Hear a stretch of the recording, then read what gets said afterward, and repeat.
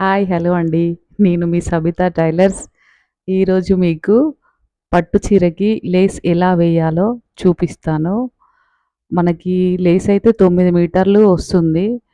ఆహ్, మనమేంటంటే ఫాల్ దగ్గర నుంచి వేయడం గాకుండా, ఇలా పళ్ళు పైన బార్డర్ ఉంటది చూడండి. దానికో 2 మీటర్స్ నుంచి స్టార్ట్ జేసుకొని, మామూలుగా చీర పక్కన ప్లెయిన్‌గా ఒక టెన్షన్ మందం, ఒక హాఫ్ ఇంచ్ మందం ప్లెయిన్‌గా కోర్‌లాగా ఇస్తారు గదా!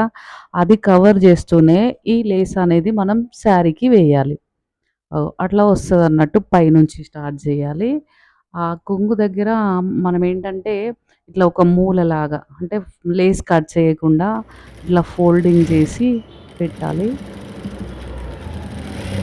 నీట్‌గా, స్ట్రెయిట్‌గా వచ్చేట్టుగా చూసుకుంటూ వేయాలి. చాలా లూజ్ కుట్ట అనేది మనం పెట్టుకోవాలి.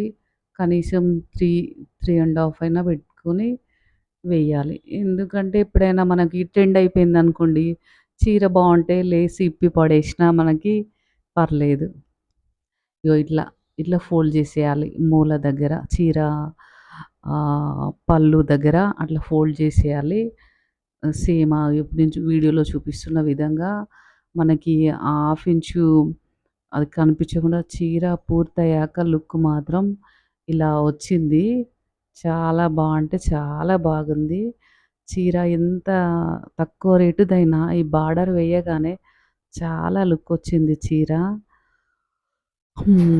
వెనుక సైడ్ గూడా ఇట్లా మనం ఇంకో కుట్టు ఒకటి కొంచెం పెద్ద కుట్టు వేసుకుంటే బావుంటది. ఈ చీర కోసమయితే ఒక బ్లౌజ్ డిజైన్ జేపిచ్చాము. చాలా బావుంది. ఈ చీరకి ఆ బ్లౌజ్ చాలా బావుంది. Thank you for watching.